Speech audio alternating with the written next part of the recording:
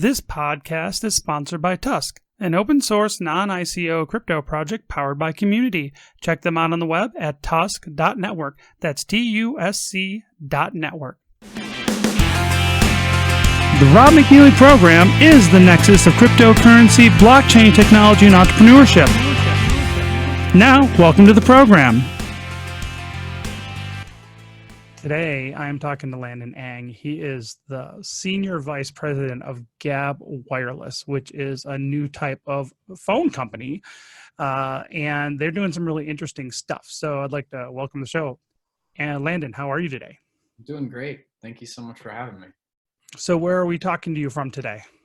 I'm actually surprisingly in my house today, just at home.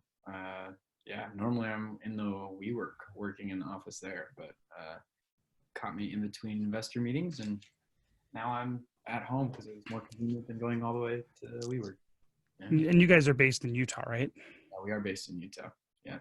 So tell me a little bit about. I'm based in Utah. The founder's based in Palo Alto.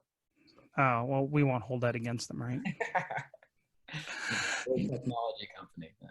Yeah, you know what's interesting? There seems to be a lot of divide coming out of, at least on the political side, when it comes to more like West Coast tech people, and even I think even in Utah, because it's interesting because Utah tends not to be so left leaning, but still tech centric. Yeah. I don't know. I always tell people I used to like it when I didn't know the political ideologies of the companies I were doing business with or buying their products from. But now it seems like everything out of Silicon Valley is all about talking about politics, which I don't think is always that great, to be honest. When I was a kid, when I was getting my MBA, they always said, it's the best thing is don't bring up politics. You might alienate your customers. And now it's like everybody's trying to alienate their customers. And I guess they went to a different business school than I did. What do you think about all that? I think with marketing, it's changed a little bit to where in reality, it's important in marketing. You actually want to address who your customers are not. But a lot of that is a choice of the company of who their customers should be. And so by doing those aspects, I think it's interesting that they're basically saying we are choosing that we want customers that are like this. I get it. And, and the thing is, it's interesting to me, at least with a publicly held company. With a private company, I don't have any issue with that. Right. Yeah. I mean, basic marketing, you start off with market segmentation, and you figure out who exactly your customer looks like. But generally, you want to get as many of those as you possibly can. But now it's like with certain, companies, it's like they're choosing deliberately to alienate potential customers because they don't agree with them. And that to me, I'm 47, so I'm a little older than you. Yeah. And that's new. That's very new. That's 5 years, last 5 years. It's totally something I'm just shocked by. But it'll be interesting to see how it plays out. Ultimately it comes down to, making money and being successful and providing good products and service. My only thing about that is when you're a public company, do you have the luxury as a public company, technically being a fiduciary, to make those decisions? And I'm not sure about that, if that's right or wrong. But to me, it's like, to me, I want customers and I don't want to alienate them unless it's something specific. Like, what I'm doing with our project, it's very much a polarizing topic. So I can actually understand why I have to be political on some issues, but other issues I'm not. So I don't know. It's interesting to see, but it's not about me today. It's about you, and it's about Gabb Wireless. So tell me about you and your background. How did you get here? And at such a young age, because you definitely look younger than me, how did you get into such an executive position already? Well, first off, titles and startups mean nothing. So let's just throw that out there. I think that's important. Everyone needs to understand that.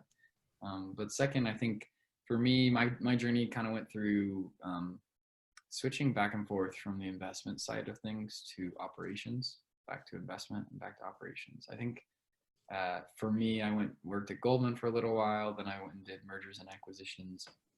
Then I went and operated in e-commerce, overstock.com, and then to venture capital world. I think it's a great experience. I think not being tied to one industry is really helpful. And that's what's helped me be able to recognize patterns across different industries. That's truly, I think, been the biggest education I've ever gotten, and kind of helped me get to where I'm at, to where I'm now at Gabb Wireless. And openly, I'm a dad of two little beautiful girls, and that kind of is what sparked a little bit of me joining Gabb. Gabb Wireless is a cell phone network company for dedicating to providing age-appropriate devices. So we're trying to protect kids by giving them devices that are the right way to introduce a phone. We're trying to delay the introduction of a smartphone because of the impact it has on kids when we introduce it too early. So, well, I have 4 children, and 2 of them are teenagers, and 2 of them will be teenagers soon enough.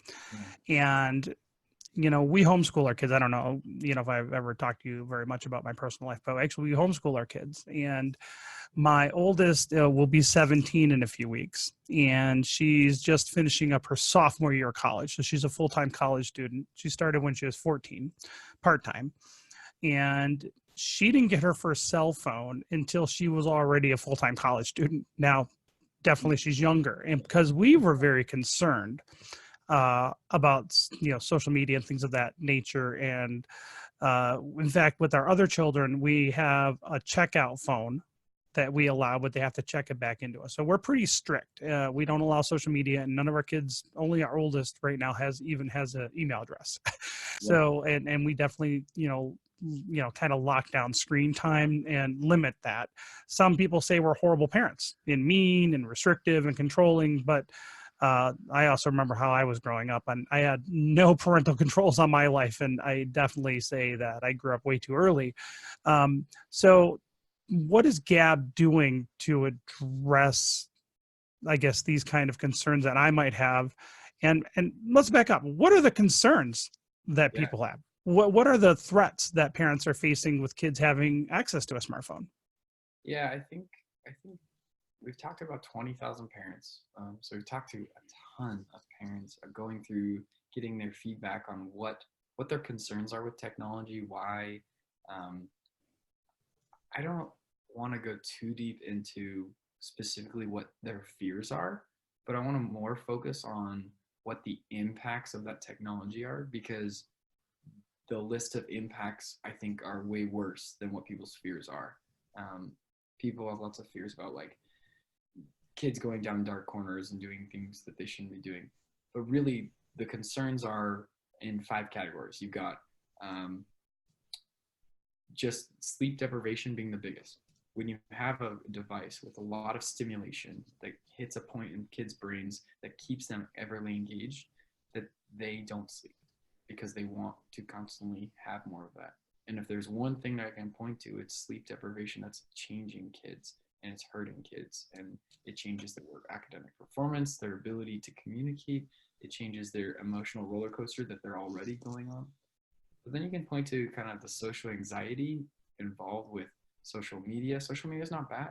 It's just at an early age, it can destroy kids. They're not ready to even communicate in person, let alone understand the complexity and the context of conversations and the lack of empathy that it develops with kids at an early age. And then kind of you can point to cyberbullying, pornographic content, addictive to gaming. There's a lot of anything that does anything to isolate kids for very long periods of time. It's pretty much bad. We can just all agree. I don't get into politics, but this is parenting. And look, we just need to be a little more careful. We got this thing called technology, and we say it's great, and then we give it to everyone. And I think we're learning that maybe it's not great for everyone, and maybe it needs to be a little bit more staged is all. And openly, you're really like protected, right? That's who you are as a parent. But we're trying to listen to all parents to say, we don't care who you are. We're going to provide a solution that you to figure out what age you think this solution is best for. You know your child best. You know their abilities. You know their habits. What will do it? And our way of doing that is pretty unique, and we can talk about that because I'm so excited about it. And we should do that. I think it's important. So you touched on a little bit about, the things that you're providing a solution and all those different, 5 categories of problems that people are dealing with. What do you say when maybe parents might come back and say, well, it's just a parenting issue? Why can't just let parents, be parents kind of thing? Or, maybe do you get any pushback like that? Yeah, I mean, parents are saying, hey, look, we don't need any restrictions. And I would say, okay, then you're not our customer. Like we talked about at the beginning, right? Like, then if you don't feel like any controls are necessary, then that's great. I think what we're learning though is that we're taking an adult device and giving it to kids and telling them to regulate themselves. And we're learning that their ability to do so is not, and that we're just providing options. There aren't enough options out there. You have a flip phone and you have a smartphone, and very little in between. I'm not convinced that a lot of parents and adults have, figured out how to control themselves either. So, I have my own issues with that, right? Like I need to, the amount of time that I spend doing work on my phone when, maybe I should be more concentrated at home with my girls. Like that's, I struggle with that daily, right? So in a startup world, that's your life. You kind of, unfortunately, tends to consume. So I think we all are struggling with that. Well, I think that it's important to recognize that. I think the first, thing that you need to do if you're going to try to change or improve is to recognize there's a problem. I think, unfortunately, a lot of people don't even see there's a problem. So tell me a little bit about what you guys are doing. What is your solution? Yeah. So what we've done is we're providing a network that provides those age-appropriate devices. And we've launched our first device. On our first device, looks like a smartphone. It feels and acts just like a smartphone. I can hold it up right here. Here's our device. So it looks and feels. It's got a touch screen, and so your kids get to play on it and they get to do what they want. But that being said, it's a tool. It's a functional tool. It has a phone, has an alarm clock, has a calendar, has texting, it even has a camera. But what it limits is external outreach or external entertainment. So there's no app store, so you're not going to download any social media or games or any of that aspect. There's no browser. And then our first phone doesn't allow you to send group or picture messages. Now, why that's important is it truly is just a functional device then, and it's meant to communicate and help connect people, and it adds the benefits of having a touchscreen phone with applications that add function. But our goal is to help them maintain a life outside the screen.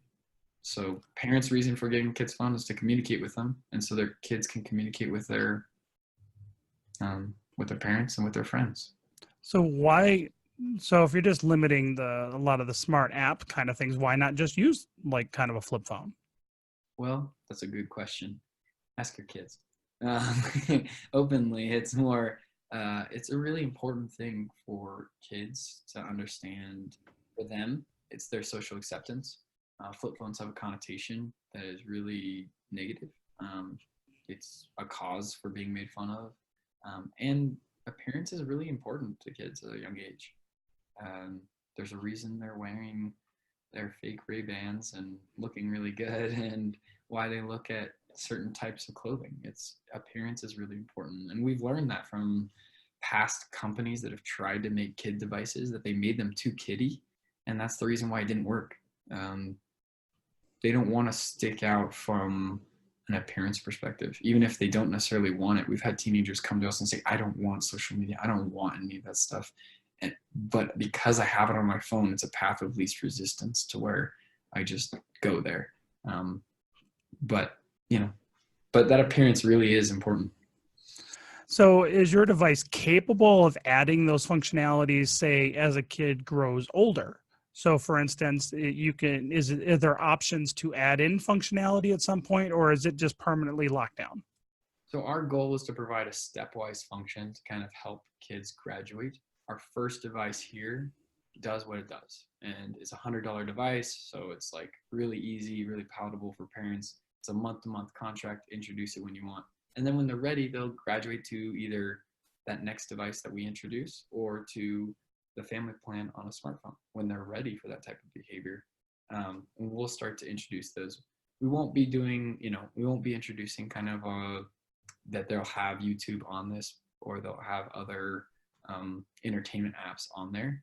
It's really to say we will add more functionality and more functional apps, but none of the entertainment aspects until they're ready.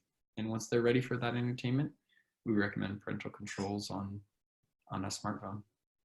So what kind of technology is this? What kind of hardware, software is this? Is it a Linux-based unit? What kind of OS is it running? Yeah, so it's a custom binary operating system that's actually exclusive to Gabb, but it's based off of the Google Android system.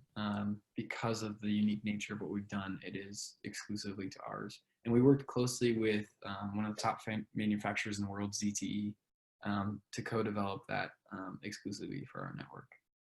I was just thinking because, it's amazing at how smart kids are when they're trying to get access to something technologically. I've been surprised even with my own kids at how young they'll work really hard to get into things that they're not supposed to. And I was just worried. I was wondering, how hard it would be to crack it or, jailbreak it or something like that. That's a really good question. It's pretty hard because it's done at the manufacturing level. That's the reason we did it, is because it provides greater security and stabilization there. That even through kind of factory resets and other things that they try to do, it maintains it. But that being said, nothing is impenetrable in my mind, at least from what I've experienced in technology. So I think that someone someday, I think will definitely do that. But for most of the children and most kids that we're dealing with, I'm concerned about it. So for the smart kids in there that, they'll try to do, they can still get in trouble with texting, right? Because it still allows, SMS messages, that kind of thing. Yeah. So for the smart kids, I guess when you're saying people can get into trouble. Yeah. I mean, right. What we're trying to do is we're not trying to remove parental involvement. For those parents that say like it's a parental problem or parental question, that's kind of true. We are here to provide a technology solution that makes it a little bit easier, but a parent still should be involved in introducing a phone that here's this new responsibility. This is what's appropriate to text and call, and this is what we should and shouldn't do. But that's an easy conversation compared to here's a supercomputer, have it, right? Like, yeah. So the question I would have, is there a lockout? Can the kid lock the parents out from seeing what they're texting? Or is there a way for the parent to have like a super password to kind of monitor that piece? Yeah, so we don't have monitoring right now, and really talking to kids, what they like about the phone is the look that has a camera and their ability to talk to friends, and that it doesn't have spyware. Really, we're trying to say, okay, what's appropriate? Let's drive that conversation. And when your kid is ready to have that responsibility, that's when they should get a phone. Not we should get them a phone and then we should try to monitor everything they're doing on it.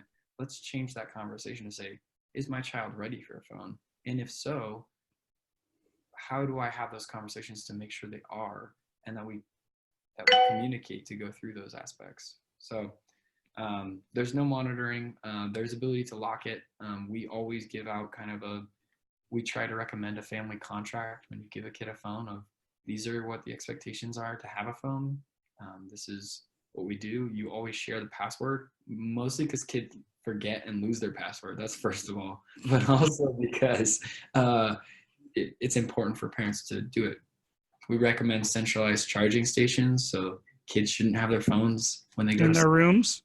That's just, if you don't want to get your kid into trouble, let's just say everyone in the family charges their phones in one place. That'll help adults and kids in our habits that maybe need to improve. I think that's pretty wise, actually. So Gabb Wireless, starting a phone company, it sounds like a lot of work and a lot of money. How are you guys funded? We ran an Indiegogo actually to get started, so that was really cool. It's kind of cool to say we're a real nationwide telecom company right now, and we started on Indiegogo. Once we got customers and we got pre-orders, we were able to close kind of a angel round, and right now we're closing our seed round to prepare and we're about to scale pretty large for Black Friday and Cyber Monday. So you guys are already out then? So I could buy one of these for my kids right now? You get it in 3 days and free shipping. Where are you sold? Are you sold in retail stores or online only? Amazon? Where do people get it? GabbWireless.com. Yeah, it's pretty easy. There's one phone and one plan. You choose to pick it, and we ship it directly to you. You have an account you create. It's month to month, and like I said, flexibility. We're not like most telecom providers. We're here to provide a solution and make it easy, and whatever we can do to make your life easier, a parent's life easier, just in a little bit, makes a big difference. So you said that the phone itself is about $100. What are the payment options? What do the payment plans look like? Yeah, so it's $19.99, unlimited talk and text with kind of a policy there. So it's pretty simple. Just $20 a month. Here you go, month to month. You decide when you introduce. So we're coming into that holiday week, and I don't even like to call the day. It's the day that won't be named, but the one that's right after Thanksgiving. All right, Black Friday. So you guys got anything coming up for Black Friday? We have some pretty amazing stuff coming Black Friday. So much so that like I can't even. It's good. So anyone that is interested in Gabb Wireless should just either follow us on Instagram or Facebook, and we will tell you when it goes live. And pretty much if you're thinking about buying a phone, you'll want to buy a phone that day. Landon, where can people find out more?